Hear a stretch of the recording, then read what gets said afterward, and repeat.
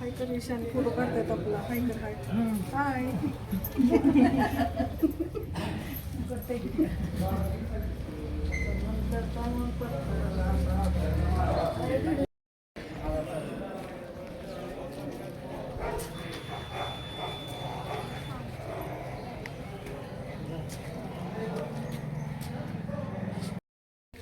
नमस्कार, मी प्रमोद सस्ते. आपण जिल्हा परिषद आणि पंचायत समिती गट आणि गणासाठी फलटण तालुक्यामध्ये निवडणूक प्रक्रियेमध्ये मतदानाचा आजचा दिवस. आपण आज पवारवाडी आसू नजीक जे पवारवाडी गाव मानलं जातं, हे प्रतिष्ठित गाव मानलं जातं. येथील जी निवडणूक आहे ती अतिशय प्रतिष्ठेची मानली जाते आणि त्याच पवारवाडीच्या मतदान केंद्रावरती आपण काही लोकांशी बोलतोय. आपल्यासोबत बोलण्यासाठी भोसले साहेब आहेत. नमस्कार भोसले साहेब. नमस्कार. काय सांगाल, सकाळपासून या मतदान केंद्रावरती साधारण किती लोकांचं मतदान झालेलं असू शकतं? 400 ते 500 लोकांचं मतदान झालं. एकूण मतदार किती आहे तिकडे? 2800 मतदार आहेत. भौगोलिकदृष्ट्या पवारवाडी हा मध्यवर्ती ठिकाणी येतो, म्हणजे शेजारी असो. आणि इकडे जर पाहायला गेलं तर पुणे पंढरपूर रोड लांब आहे. फलटणपासून जवळजवळ 30 ते 35 किलोमीटर लांब असणारे हे गाव आहे. काय सांगाल, मतदारांच्या नेमका उत्स्फूर्त प्रतिसाद न मिळण्यापाठीमागं काय कारण असतं? ऊन वाढल्यामुळे जरा प्रतिसाद कमी आहे, पण दुपार 4 नंतर लोकांचा उत्साह वाढेल. मतदानाचं पण मतदान चांगलं झालेलं आहे. मतदानाचा वेळ किती संध्याकाळपर्यंत? 5:30 पर्यंत आहे. 1 ते 1.5 तासामध्ये किती मतदान साधारण होईल? शेवटच्या ह्याच्यामध्ये जरा आकडेवारी चांगली वाढेल. म्हणजे एकंदरीत टक्केवारी जर पाहायला गेलं तर 70 ते 60च्या आसपास होऊ शकते. 60-70% मतदान होईल. ठीक आहे. आपण जर पाहायला गेलं तर ही निवडणूक जी आहे, या निवडणुकीमध्ये प्रचाराचे मुद्दे कोणते होते? नाही, ही निवडणूक आता विकासाच्याच मुद्द्यावर झालेली आहे.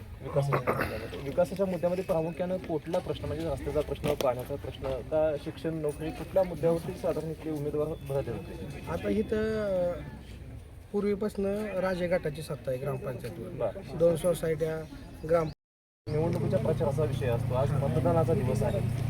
नेमकं कोणाला किती मतदान करता येईल हा निकालानंतरचा प्रश्न आहे. परंतु भौगोलिकदृष्ट्या इथे नेमक्या समस्या कोणत्या आहेत? तशा बघितल्या तर इथं काही जास्त समस्या नाहीत. आता रोड रस्ते ही झालेलं आहे तिथं बऱ्यापैकी. म्हणजे समस्या तशा काही नाहीत. हां, कोणती समस्या? सिंचनाचे प्रश्न सुटलेले आहेत इकडचे. हो, रोजगाराचे प्रश्न सुटलेले आहेत. जवळ बारामती असल्यामुळे मला वाटते MIDC मध्ये जास्तीत जास्त लोंढा इथला बारामती. स्थानिक शेतीविषयक काय प्रश्न आहेत का? स्थानिक नाही काय कसं. एकंदरीत पवारवाडी या गावामध्ये लोकशाही प्रक्रियेची जी मतदानाच्या विषयी 60 ते 70च्या अपेक्षित अशी आकडेवारी आहे, ही समाधानकारक मानली जाते. आणि शांततेत आणि सर्वात महत्त्वाचं कायदा सुव्यवस्था हरकत येथील मतदान हे पार पडत असतं. नेमकं कोणाच्या पारड्यात हे मतदान जातं हा नंतरचा भाग आहे. परंतु इथे स्थानिक समस्या जर पाहायला गेलं तर रस्ते, वीज, पाणी, आरोग्य या समस्या बऱ्यापैकी सुटलेल्या आहेत. रोजगाराच्या प्रश्नासाठी आजूबाजूला जे बारामती आहे, इकडे नातेपुते आहे, फलटण, हे या सगळ्या ठिकाणी जवळपास 40 किलोमीटरच्या अंतरामध्ये असल्यामुळे इथे स्थानिक विकासाचे जे प्रश्न आहेत ते बऱ्यापैकी सुटलेले आहेत. आणि ही जी निवडणूक आहे जिल्हा परिषद आणि पंचायत समितीची, ह्या मिनी मंत्रालय जे मानलं जातं त्याचा जो निधी आहे तो उमेदवाराच्या माध्यमातून वेळोवेळी ज्या त्या विभागासाठी मिळत असतो. त्यामुळं इथे कुठल्याही प्रकारचा अनुचित प्रकार घडण्याची शक्यता नाही आहे. आणि खेळीमेळीच्या वातावरणामध्ये येथील जी निवडणूक आहे ती आपल्याला पार पाडताना दिसते. मी प्रमोद सस्ते, कॅमेरामन राजेंद्र गोदने साहेबसोबत, पवारवाडी इथून. धन्यवाद. नमस्कार, मी प्रमोद सस्ते. जिल्हा परिषद पंचायत समिती मिनी मंत्रालय जे मानलं जातं त्याची आज मतदान प्रक्रिया पार पडत आहे. आणि आपण आज आसू गट आणि गणामध्ये प्रामुख्यानं फलटण पूर्व भागातील जे शेवटचं टोकाचं गाव आहे त्या ठिकाणी आलेलो आहोत. आपल्यासोबत बोलण्यासाठी माननीय श्री शिवरूपराजे खडकर साहेब आहेत. नमस्कार साहेब. नमस्कार. कसं मतदान प्रक्रिया पार पडते? आता तुम्ही तुमच्या पुढंच बघताय लाईन किती मोठी आहे. ही लाईन सकाळपासून 8 आमच्याकडं सुरू आहे. माझ्या गावात जवळजवळ 5000 मतदान आहे. आमची अपेक्षा आहे की साधारण 3800 मतदान ते 4000 मतदान संध्याकाळपर्यंत व्हावं. आणि प्रामुख्याने उत्साह आहे मतदानात. लोकांचा उत्स्फूर्त प्रतिसाद आहेच निश्चितपणे. 60 ते 70% पुढे मतदान जाईल ही आपण शक्यता सांगताय. लोकशाही प्रक्रियेमध्ये मतदान होणं अतिशय आवश्यक असतं आणि हे मतदान होण्याकरता उत्स्फूर्तपणे स्वतःहून लोक येत आहेत इकडे. आपण स्वतः या गावचे आहात. आसू गट आणि गण हा फलटण पूर्व भागातील एकदम शेवटचा टोकाचा भाग आहे. हा नेहमीच संवेदनशील मानला जातो. प्रतिष्ठेची ही लढाई मानली जाते. आणि ह्या प्रचाराच्या दरम्यान म्हणजे जिल्हा परिषद आणि पंचायत समितीच्या दरम्यान नेमकं लोकांच्याकडनं काय अपेक्षा व्यक्त केल्या गेल्या? काय झालं, जी प्रचार आम्ही केला होता, जी लोकांचा विकास दिसला, जे आता आपण रस्ता बघतोय, आपण बरेचसे कामं झाल्या त्या पूर्व भागात, या अजितदादांच्या माध्यमातून आमचं गाव बारामतीला जोडण्याकरता 20 कोटीचं पूल दिलं, ते कामं, हा सर्व कामं दिसल्यामुळं लोकांना एक बदल हवा. आणि दुसरं गोष्ट की ज्या नेतृत्वाने सारखं पक्ष बदलल्यामुळं की सामान्य कार्यकर्त्याला कळत नाही की काय करावं. कसं असते, नेतृत्वाने पूर्वी बघितलं तर एक पक्षात माणूस कमीत कमी 10 वर्ष तर राहायचा आणि मग खालचे लोक डिस्टर्ब होत आहेत आणि त्या डिस्टर्बन्समुळं लोकांनी परिवर्तन करायचं ठरवलं. तुम्ही जे सांगताय की पक्ष बदलणं म्हणजे पक्षनिष्ठा, पक्षनेतृत्वनिष्ठा हे जे मुद्दे आहेत ते आउटडेटेड झाल्याचा प्रकार आपल्याला ह्या अलीकडच्या काळामध्ये पाहायला मिळतो. मग आता आपण बघतोय की ईव्हीएमवरती सुद्धा मतदान होतं, वेळ वाचावा, श्रम वाचावा आणि लोकांचं उत्स्फूर्त सुद्धा बघतोय आपण. हे सगळे मुद्दे लोकांनी नाकारलेले आहेत. विकासाच्या मुद्द्यावरती लोकशाही प्रक्रियेमध्ये लोकांना विकास हवा आहे, त्यांचे प्रश्न सोडवणं आवश्यक आहे आणि लोकशाही प्रक्रियेमध्ये जे अपेक्षित असतं ते जर होत असेल तर लोक उत्स्फूर्तपणे प्रतिसाद देतात हे आपण बघतोय. टीका टिप्पणी हा विषय सोडला किंवा पक्षनेतृत्व हा जर विषय सोडला तर लोकांचा येणाऱ्या काळामध्ये विकासाव्यतिरिक्त आता आपण वीजचा प्रश्न, रस्त्याचा प्रश्न, आरोग्याचा प्रश्न आहे, त्या प्रश्नावरती तर जिल्हा परिषद पंचायत समितीच्या माध्यमातून निधी आणण्यासाठी सक्षम आहात. परंतु अजून काळानुरूप आपण बघतोय की जागतिकीकरणाचं वार आहे. ह्या वाऱ्यामध्ये लोकांच्या जे प्रश्न आहेत ते त्यांना समजत नाहीत किंवा तंत्रज्ञान जे आहे AI टेक्नॉलॉजी शेतीमध्ये वापर करणं. AI टेक्नॉलॉजी आता आपण ह्या वर्षभरात AI टेक्नॉलॉजीचा आपण लोकांना सामोरं जायला लागतो. की AI टेक्नॉलॉजी ग्रामीण भागातल्या शेवटच्या घटकपर्यंत समजून घ्यायचा, त्याचा लाभ घ्यायचा, त्याला वेळ जाणार. आणि आपण जे जागतिक म्हणताय ते गावातल्या माझ्या शेवटच्या घटकाला जागतिकचं एवढं परिणाम येत नाही किंवा त्याला म्हणजे त्याचं रोजच्या जीवनात त्याचं काय फरक पडत नाही. कसं असते ग्रामीण भागात रोजच्या जीवनात आपण कुणाबरोबर उठतो बसतो आणि आपले संबंध कसे असतात. ही पंचायत समिती, जिल्हा परिषद खरं म्हणजे कार्यकर्त्यांची, कार्यकर्ते उभे आहेत आणि त्या कार्यकर्त्यांच्या ज्या कनेक्शन आहेत त्या गावागावात त्याच्या पद्धतीने ते मतदान आहे. बरोबर. आणि आम्हाला ह्या माझ्या पंचायत समितीत मतदारसंघात की आसू फार मोठं गाव आहे. आसूचं मतदान जसं जेवढं होईल तेवढं मला आणि माझ्या पक्षांना फायदा आहे. गोकरीचं पण मोठं गाव आहे, तिथं पण मतदान चांगलं व्हायला लागले. त्यानंतर माझं राऊंड सगळीकडे झाले आणि जे आम्हाला मागच्या आमदारकीला 1-2-3 छोटे गावात आम्ही 100-200 मताचा विचार घेतला होता. आज मला त्या गावातनं कॉन्फिडंट आहे की आम्ही तिथं काय ना काय तर मतानं आम्ही पुढं जाऊ. निश्चितपणे लोकशाहीच्या विकासाच्या गंगेमध्ये आपल्याला जर मतदानाची ताकद मिळाली तरच आपण आपल्या जे निधी आणायचं काम आहे ते पक्ष नेतृत्वाच्या माध्यमातून करू शकतो. आता अजितदादांच्या निधनानंतर एक थोडंसं सहानुभूतीचा विषय आहे. लोकांच्या भावना ज्या आहेत त्या आपल्यासोबत आहेत निश्चितपणे. परंतु तालुक्याच्या राजकारणामध्ये आपण तालुक्याचं नेतृत्व एका पक्षाचं करत असता, त्यानंतर ह्या तुमच्याकडे बघण्याचा दृष्टिकोन जो आहे तो तालुकास्तरीय. आपण गट गण जर सोडला तर तालुक्यामध्ये नेमकी काय परिस्थिती असू शकते? राष्ट्रवादी काँग्रेसने 6 उमेदवार उभा केला. मला आत्मविश्वास आहे की माझे सगळे राष्ट्रवादी घड्याळचे 6च्या 6 उमेदवार निवडून येणार. आज मी सांगतो, परत आपण 9 तारखेला जरूर द्या आणि तेव्हा माझा अंदाज ह्या खेपेला ह्या इलेक्शनला अजिबात चुकणार नाही. मी ओव्हर कॉन्फिडन्स नाही, पण मी कॉन्फिडंट आहे की आमच्या घड्याळच्या चिन्हावर 6 जे उभं आहे ते 100% निवडणार. धन्यवाद. आता अतिशय आत्मविश्वासून आपण सांगताय आणि निश्चितपणे विकासाच्या प्रक्रियेमध्ये जर सत्तेमध्ये असाल तरच विकास हा अतिशय चांगल्या गतीनं करता येतो हे आपण ठासून सांगताय. धन्यवाद. आपण आपल्या चॅनलशी बोलात. आज मतप्रक्रिया चालू आहे. आणि साहेब, दुसरे एक आमच्या भागात आम्ही बारामतीवरनं फार जवळ आहे आणि दादांच्या अचानक जाण्यामुळं आणि आमचे आता पक्षाचे नेते सुमित्रा वहिनी हा या दुःखात असून प्रचार करू शकत नाही. ही पण एक कार्यकर्त्यांमध्ये भावना निर्माण झाली आहे आणि ह्या भावनेचा पण पक्षाला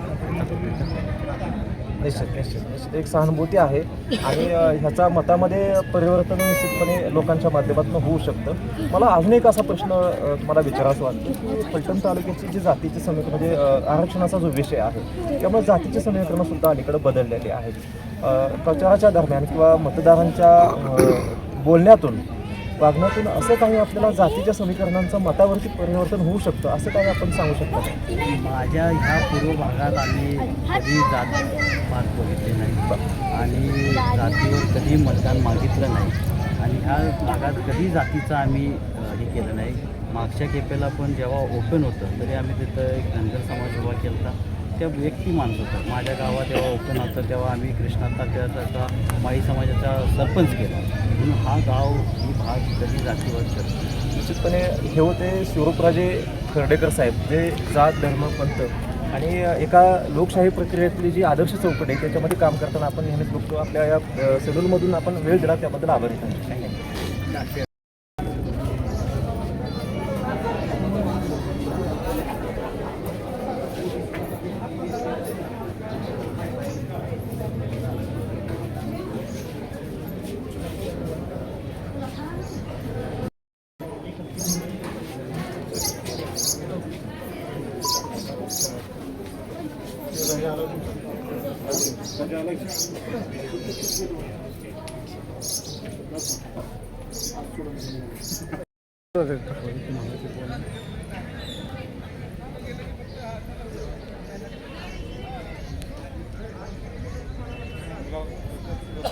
सकाळपासून गर्दी ही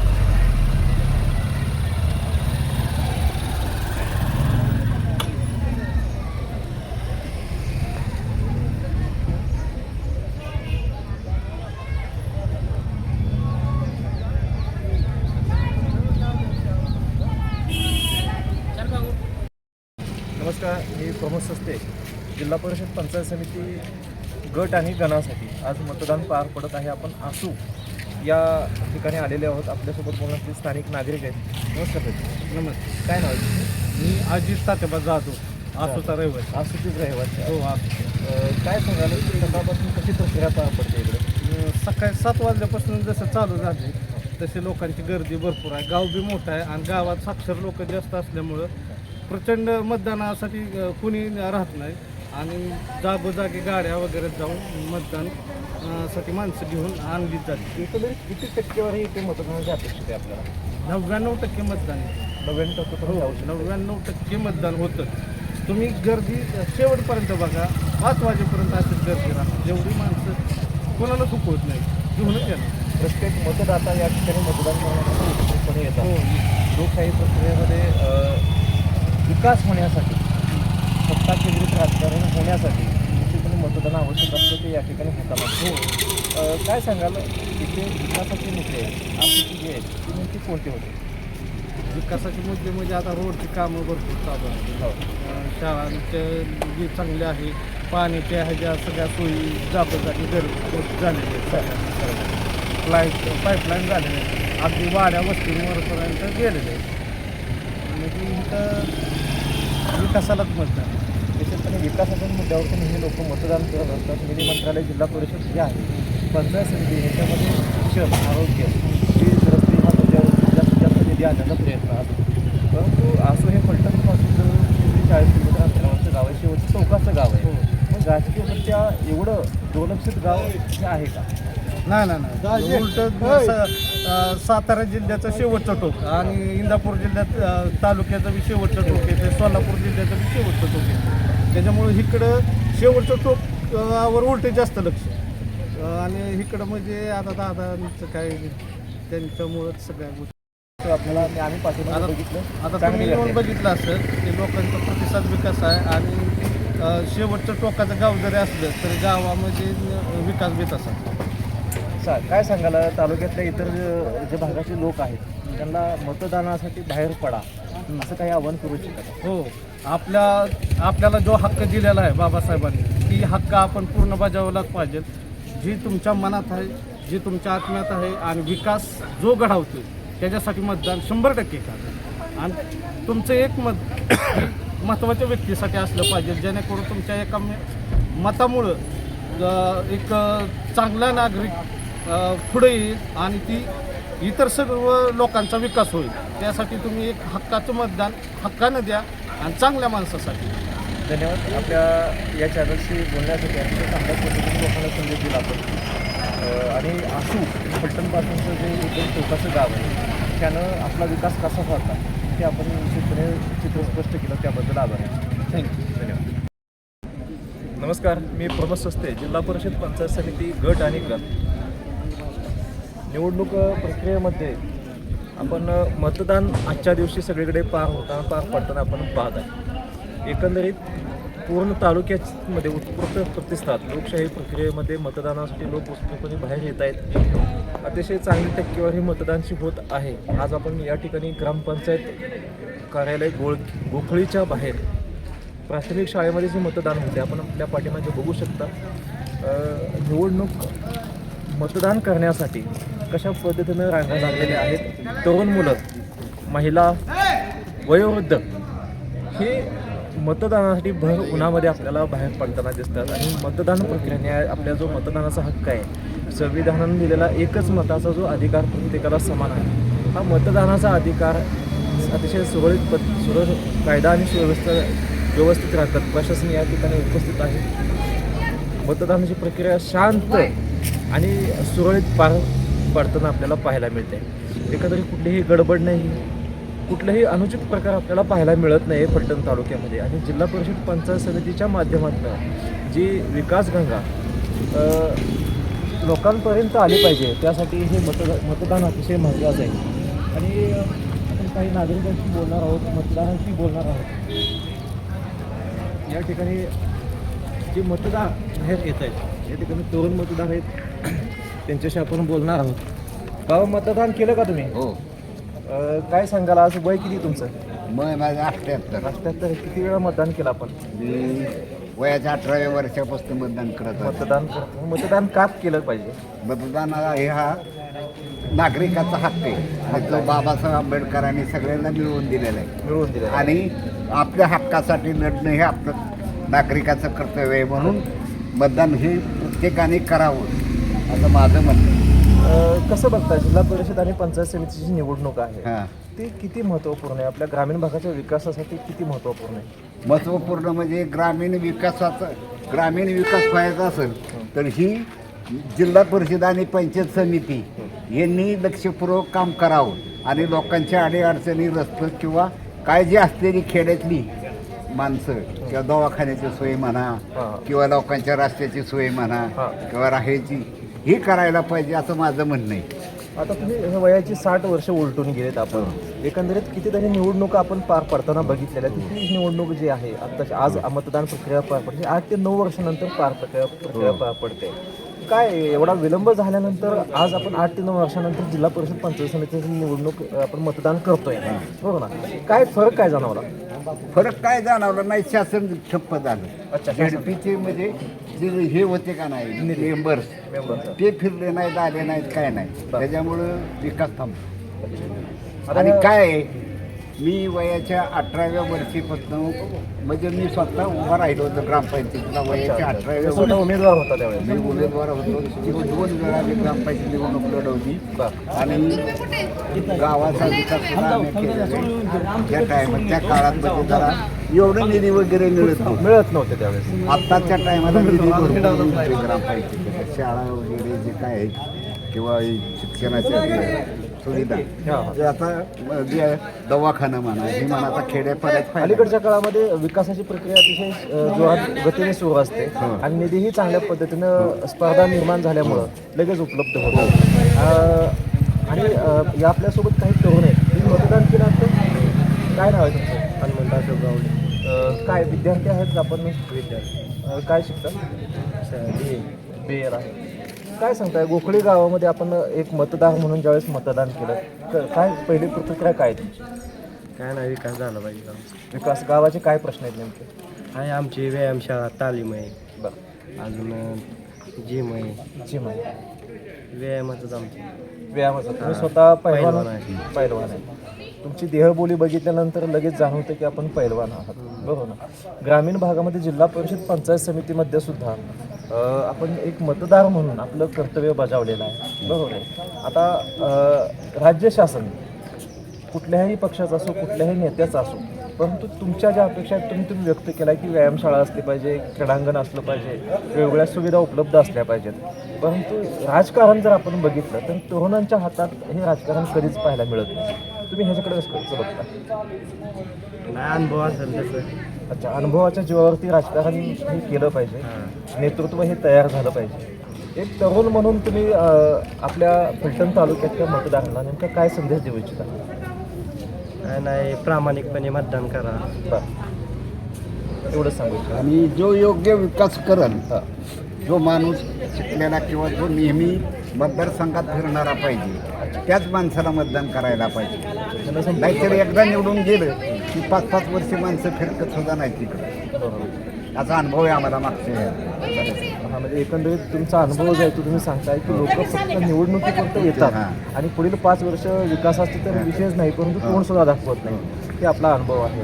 अलीकडच्या काळामध्ये हे चित्र जर बदललेलं असेल तर काही ठिकाणी सकारात्मक बदल बघतो आपण, परंतु ही जी पिढ्यानपिढ्याची संस्कृती आहे ही बदलली पाहिजे, ही आपली भावना आहे.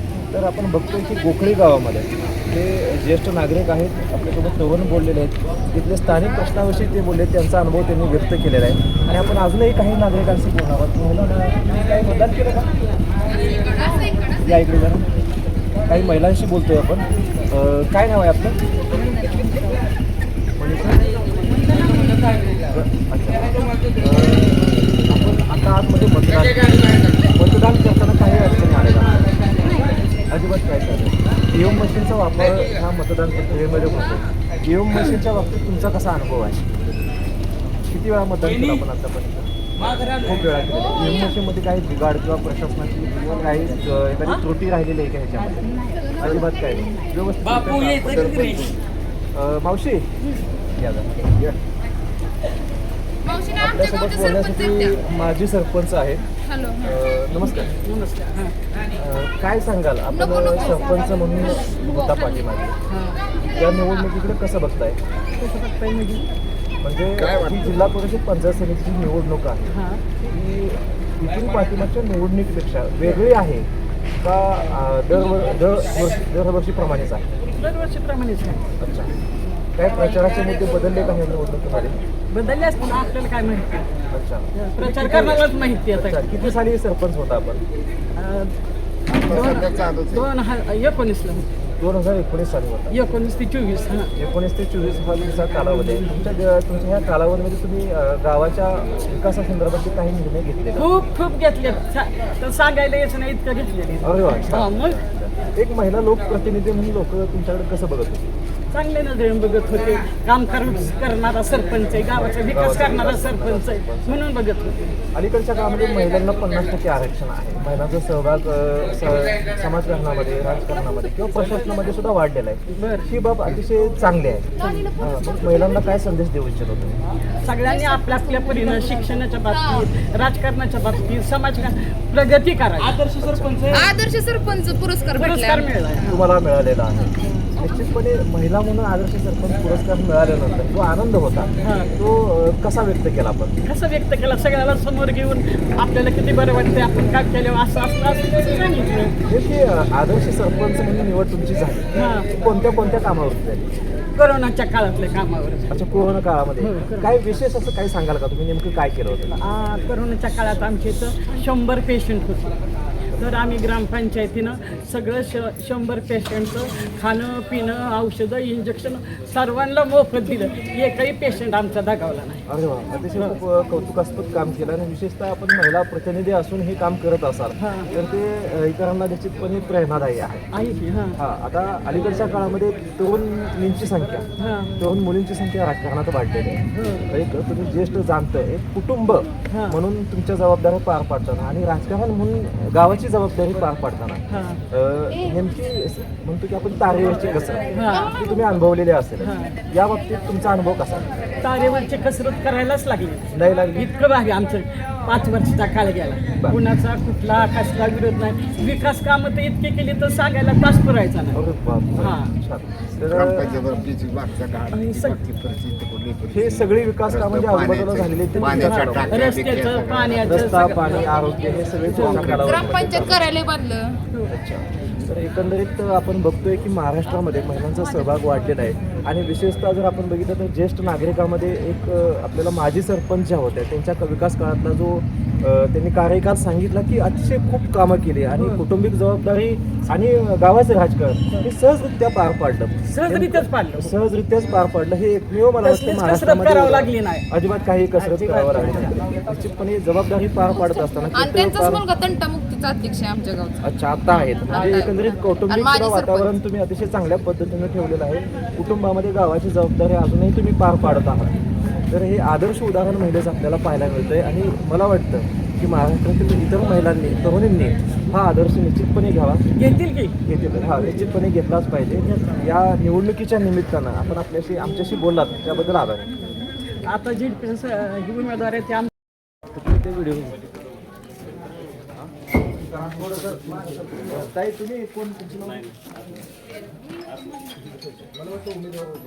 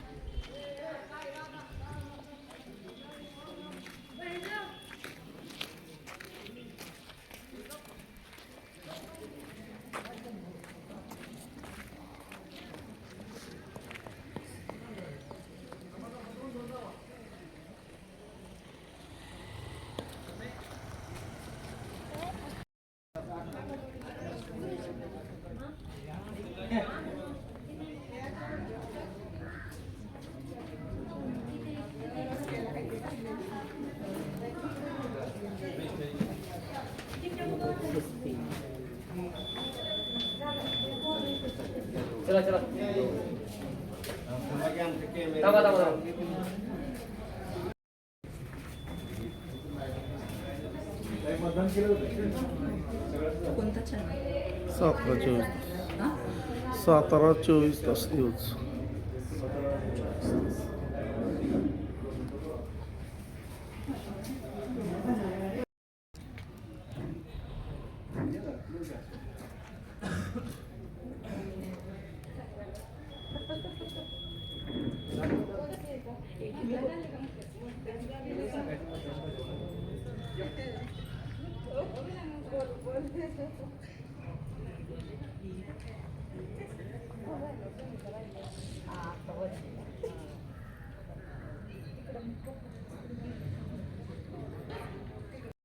नमस्कार, मी प्रमोद सस्ते. आज जिल्हा परिषद पंचायत समितीची निवडणूक मतदान प्रक्रिया पार पडत असताना आपण गुणवरे येथील मतदान केंद्रावरती आलेलो. आपल्यासोबत बोलण्यासाठी एक आजी आहे. नमस्कार आजी. नमस्कार. नमस्कार. काय नाव आहे आपलं? अच्छा, रायबाई मतदान किसन केलं का आपण? हा हा. केलं का? बघू दाखवा जरा. हे इकडे असं दाखवायचं. बघा. ठीक आहे. वयास आज किती वय आहे आजी तुमचं?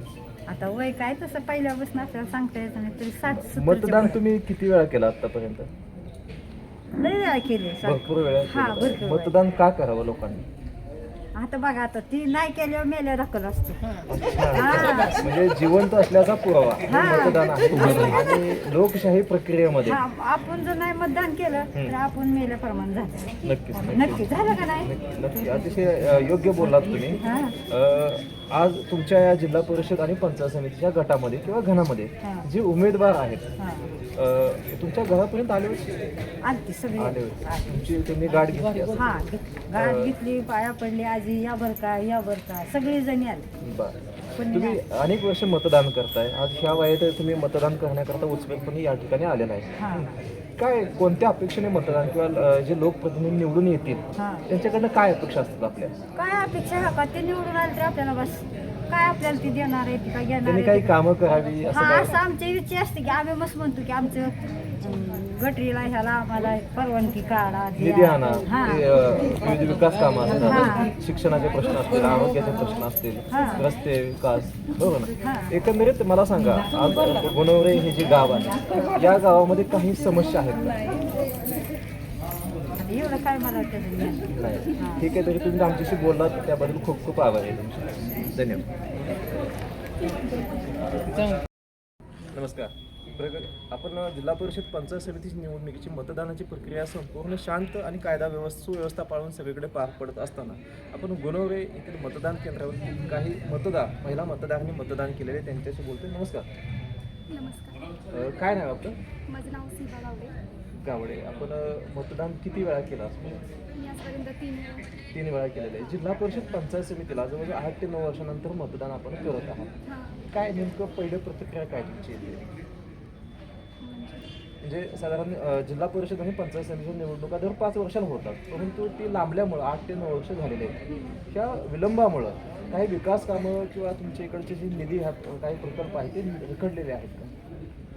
तसं काही नाही आहे, पण रस्ता वगैरे चांगला पाहिजे. अच्छा, रस्ता आम्ही आत्ता येताना पवारवाडी मार्गे इथून आलो. खूप खराब रस्ता आहे. हां खूपच जास्त खराब आहे. गोखळीपासून गुणवऱ्याचा रस्ता तरी इथपर्यंत रस्ता खूपच खराब खराब आहे. आहे. अजून काही प्रश्न आहेत का इकडे?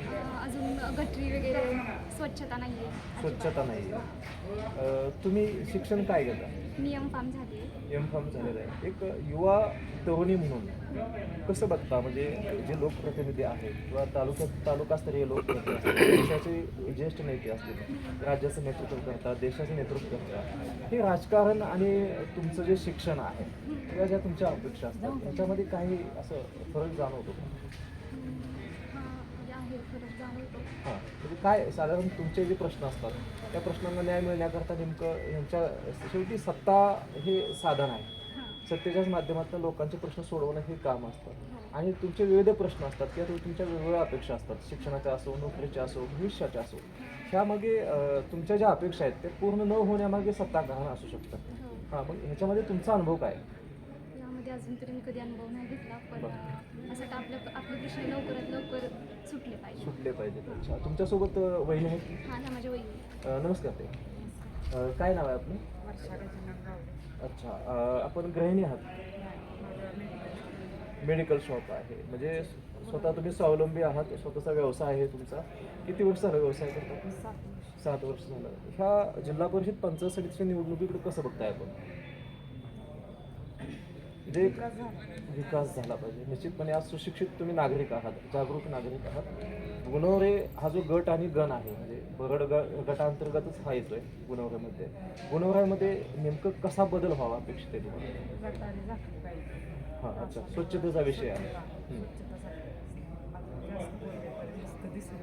नाही, बोला तुम्ही. तुम्हाला संपूर्ण अधिकार आहे, अभिव्यक्ती स्वातंत्र्य आहे आणि आम्ही 4था स्तंभ तुमच्यासोबत आहोत. एकंदरीत विकास त्यांनी करावा का नाही करावा हा त्यांचा अभिव्यक्ती स्वातंत्र्याचा भाग आहे. आणि शाळा व्यवस्थित आहे. शाळा, आपल्या पाठीमागची शाळा जी बघतायत, शिक्षणाचे प्रश्न आहेत, सगळ्या आरोग्याचे सोयी प्रश्न वगैरे आहेत, त्याच्यात उपलब्ध झाले पाहिजे. उपलब्ध झाले, डिजिटल आहे आणि अलीकडच्या काळामध्ये AI टेक्नॉलॉजी आपल्याला बघतोय.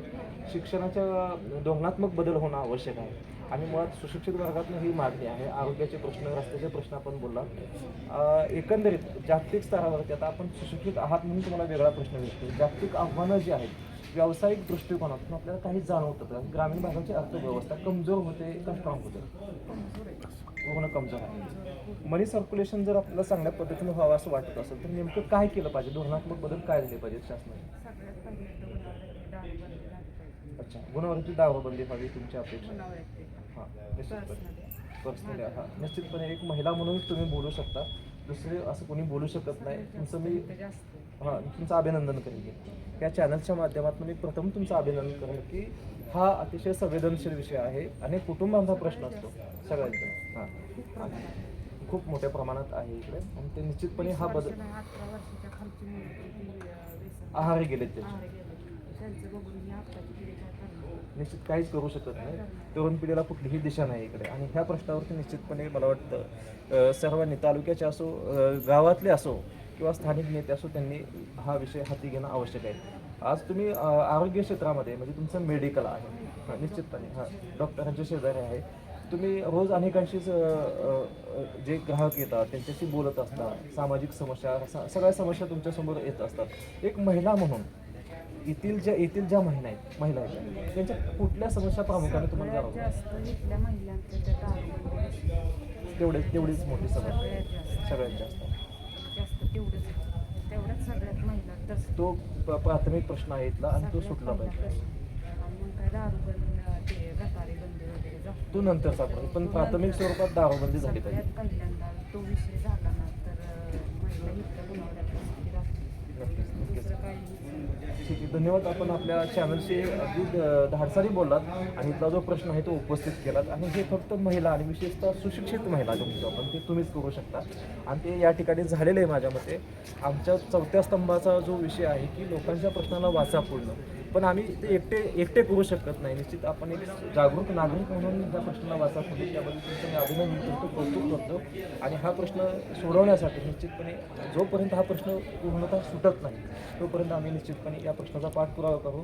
आपण आपल्या मतदान झाल्यानंतर, मला वाटतं तुमचं मतदान झालेलं आहे, आमच्या दर्शकांना दाखवा तुम्ही मतदान झालेलं आहे.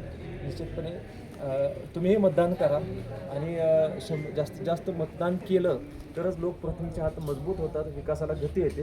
हे या निमित्तानं मला सर्वांना सांगावं वाटतं. धन्यवाद. आपण नमस्कार, मी प्रमोद सस्ते. आता दुसऱ्या मतदात्यांशी बोलता त्या आजींची परिस्थिती आपण बघतोय. आजी कंटाळल्या आणि त्या निश्चितपणे खाली बसल्यामुळं मी तुमची माफी मागतो आजी. हां, निश्चितपणे मतदान केलं तुम्ही? दाखवा जरा सर्वांना असं, निश्चितपणे दाखवा. हे असं उलट हां. काय वाटतं एवढ्या या वयामध्ये सुद्धा तुम्ही मतदानाला आलेला आहे, उत्स्फूर्तपणे प्रतिसाद तुम्ही ह्या मतदानाला केलेला आहे. काय वाटतं तुमची पहिली प्रतिक्रिया काय आहे? कशाला बुडवायचं कशाला बुडवायचं कशाला? हां नाही निश्चितपणे मत महत्वाचं आहे. काय आपण तोपर्यंत यायचं. अच्छा, मतदान केल्यानं काय नेमका फायदा होतो का? काय ते आपल्याला एवढं पहिल्या माणसांना कळतं, आपण आपलं केलं. मतदान महत्वाचं आहे. हां महत्वाचं. संविधानाने अधिकार दिलेला आहे, ती कर्तव्य पार पाडणं आपलं काम आहे. काय बुडवायचं. निश्चितपणे दिलेलं आहे. मतदान करताना ईव्हीएम मशीन आपण बघितली, त्याच्यामध्ये असं दोन बटणं तुम्ही दाबले असतील, मशीन व्यवस्थित चालतात का? हो चालतं. दाबलं नाही परत दुसरं दाबलं आणि बीपचा आवाज आला असेल. काही अडथळे आले का तुम्हाला आतमध्ये? नाही आले. आणि अजून काही तुमच्या घरातील लोक यायची बाकी आहेत का मतदानासाठी? नाही आता आम्ही आलो किती काय राहिले अच्छा, ते तुमच्यासाठी थांबलेत ते लोक. ठीक आहे, मी जास्त वेळ घेत नाही. तुम्ही पण आमच्या चॅनलशी बोललात, तुम्ही मतदान केलेल्याचा सर्वांना संदेश दिलात, त्याबद्दल आभार आहे तुमचे. धन्यवाद. थँक्यू. वनिता धनाजी आडाव ही गुणवरे गणातून उमेदवारी मला मिळाली आहे. गेल्या 30 वर्षात काय इथं गुणवरे गावात कसला विकास झालेला नाही. तरी इतकं म्हणजे लोकांचं प्रश्न आहेत, त्याच्यासाठी मी नक्कीच म्हणजे निवडून येईन आणि चांगले कामाची संधी मला मिळेल. अच्छा. एकंदरीत तुम्ही उमेदवार म्हणून या ठिकाणी उभे राहिलेले आहेत. सकाळपासून या ठिकाणी जे मतदार येत आहेत त्यांची संख्या उत्स्फूर्तपणे आहे किंवा कसा टक्का आहे इकडे, म्हणजे तुमची काय आकडेवारी आहे तुमच्याकडे माहिती आहे? चांगली उत्स्फूर्त आहे त्यांची. एकंदरीत किती टक्के मतदान झालेले आहे आतापर्यंत? आता तरी 60-65 पर्यंत झालं असेल. झालं असेल. एकूण मतदान किती आहे आणि त्यापैकी किती मतदान होऊ शकतं? मतदान आपलं 2 वार्ड आहे तिथं. हां. तर 1 नंबर वार्डात 1140 मतदान आहे हां. आणि 1 नंबर वार्डात 1000 किती आहेत असं. अच्छा, म्हणजे एकंदरीत 60 ते 70% पर्यंत मतदान होऊ होऊ शकतं. शकतं. आणि तुम्ही ज्या पद्धतीने सांगितलं की इथल्या लोकांचा विकास आहे, हा झालेला आहे. विकास झालेला नाही इथला हां. बुलढाण्यात. नेमके काय प्रश्न आहेत लोकांचे इथले?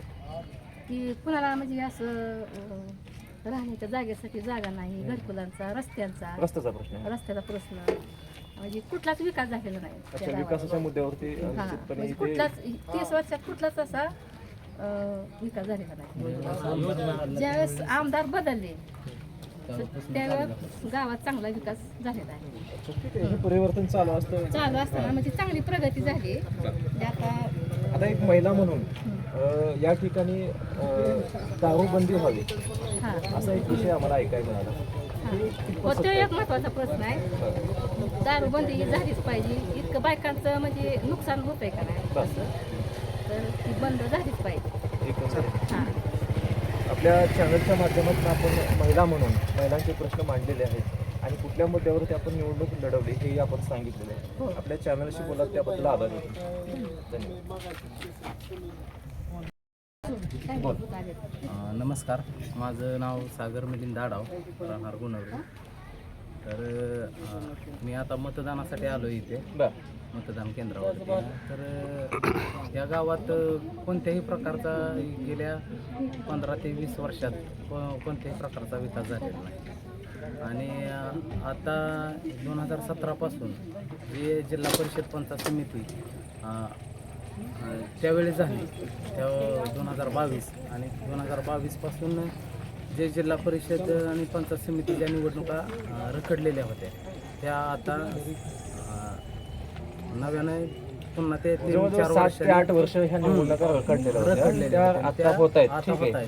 मला सांगा या गावामध्ये नेमक्या काय समस्या आहेत? या गावामध्ये गटारीची समस्या होती आणि पावसाळ्यात पाण्याचं व्यवस्थापन व्यवस्थित होत नाही.